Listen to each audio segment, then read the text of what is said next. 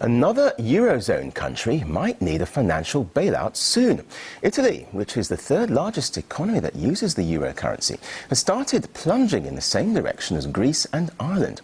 It comes as fresh protests sweep across Europe, with people angry at facing tough cuts to pay for it all.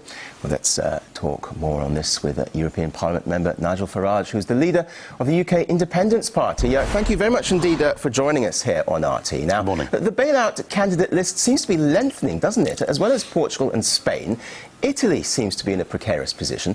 Now, if the third largest economy succumbs, could that wipe out the euro, in your opinion? Well, of course it could, yes. I mean, Spain's a big economy, Italy's even bigger. I mean, what we have here is we have the bond markets sending us warning signals. I mean, think of them as the canary in the mine shaft, if you like. I'm not saying that the bailout crisis will extend to those big countries, but it just could. And certainly, if Spain went down, remember that the debt they've got is about 7 times the size of Ireland, so we'd be talking there about 350 billion euros, and Italy bigger still. And so you get to a point where there is no more bailout money, and where the euro in its current form would cease to exist. I don't know whether that will happen in the next few weeks, but it remains a real possibility, yes. And of course, there are also fears about Portugal. It's thought that Portugal's under pressure to ask for assistance, and an Irish minister says that Dublin was forced to take the bailout. So is there a clash here between political pride and the cold economics of the European Central Bank? Well, I don't know. I mean, the cold economics of the European Union's response to the banking crisis since 2008 has been that every single bank and every single loan and guarantee must be backed up by governments. Now, if you look at countries like Iceland, where they decided to let some of their commercial banks go bust, you see countries that are now beginning to recover. So that was the decision that was taken back in 2008. So in the case of Ireland, the government had to stand behind banks that had made some very unwise loans, and banks that had been operating within the Eurozone, which, of course, Ireland was never suited to. So the point is this. Whatever we do, let's say that the contagion doesn't go any further than Portugal. Let's say the bailout funds aren't exhausted. That isn't the end of the problem, because what you've now got are countries like Greece, Ireland and potentially Portugal, who are trapped inside an economic prison that is called the euro, for which they are not suited. And believe you me, the bailout that Ireland saw last week is not the end of the matter. I suspect that things in Ireland economically will be very much worse in 2 years' time than they are now. OK, but in fairness, the European Commission President said on Sunday that the Eurozone isn't to blame for Greece and Ireland's problems, and that things could have been much worse without the euro. Isn't there some truth in that? There is not a single piece of evidence for those claims by Barroso or Van Rompuy whatsoever. Listen, when Ireland joined the euro, there were people like me saying there was no benefit for the country, as most of their overseas trade was denominated in sterling or dollars anyway, and that to join the euro, they would have to have artificially low interest rates. And for the first 7 or 8 years of their membership of the euro, Irish rates were 3 to 4% lower than they would have been had the Irish kept the punt. And what that meant was that the property boom became the most massive speculative bubble, and that's why the bust is as bad as it is. And now Ireland finds herself in a euro where Eurozone interest rates are going to head up over the next couple of years at the very moment that they're trapped inside a deflationary downward spiral. All right, well, let's have a quick look. Been a catastrophe. Let me just interrupt you there, if I may. I mean, if we look at the case of Britain, then, as an EU member, signed up to take the benefits of European harmony, isn't it right that they chip in when times are hard? You can't have your cake and eat it, can you?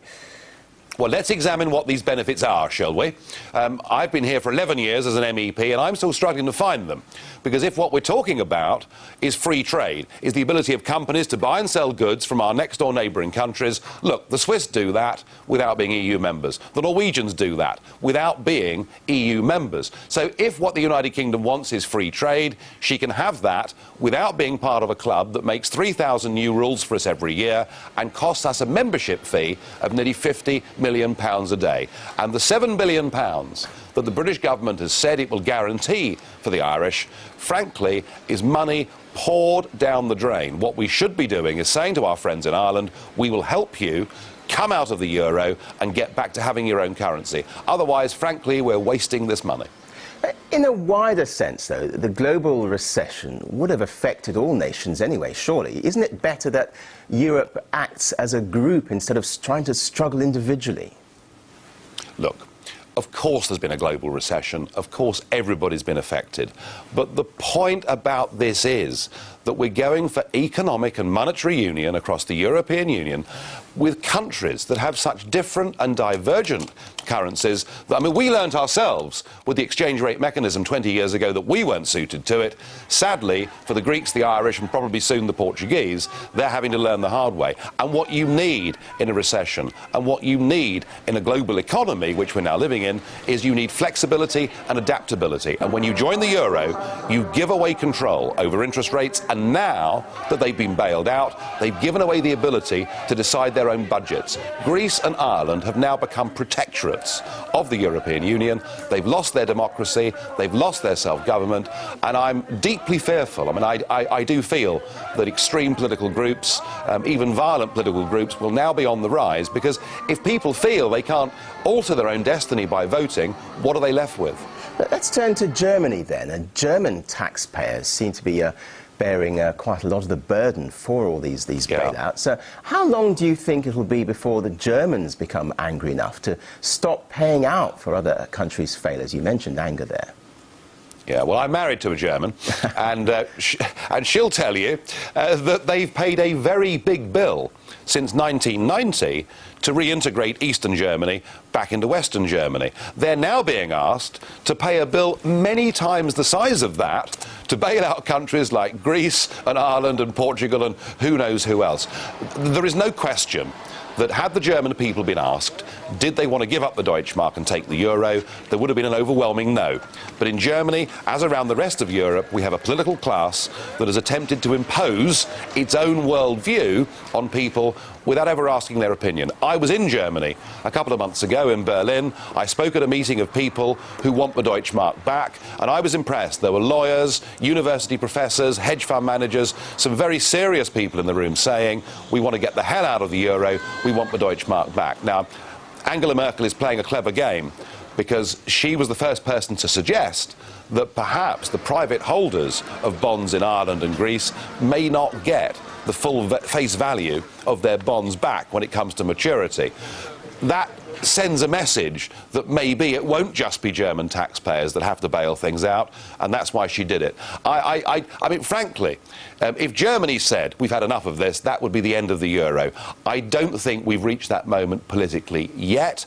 I think it's more likely that Greece and Ireland will be ejected, but don't expect the Germans to bankroll the EU forever. They simply won't do it. You say ejected there. Do you think any country would voluntarily leave the euro and to have their currency devalued?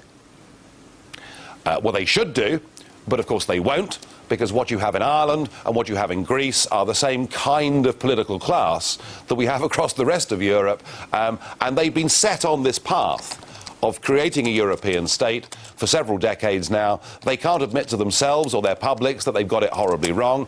They can't admit that what we should be doing in Europe is having a trade organisation where we cooperate together but don't attempt political union. So no, they're not going to do it. And what we're going to see the rise of new political parties. We're going to see some massive changes in European politics over the next couple of years.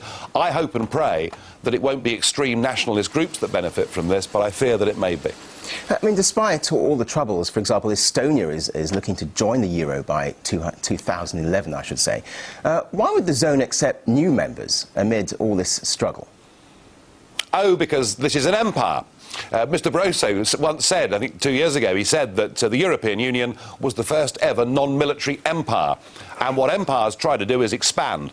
So they'll have Estonia into the euro, and they'll try and make Croatia join the European Union next year or the year after. They think that all the while they're expanding, people will say, well, it must be going well, and it'll take their attention away from what's going on within. Sadly, it's too late. And all the opinion polls show that in Germany, in Greece, in Britain, in Ireland, and right across the European Union, increasingly the publics of Europe are holding the political class that have done this to them in increasing contempt. OK, we'll have to leave it there. Nigel Farage, thank you very much indeed for your forthright views here live on RT.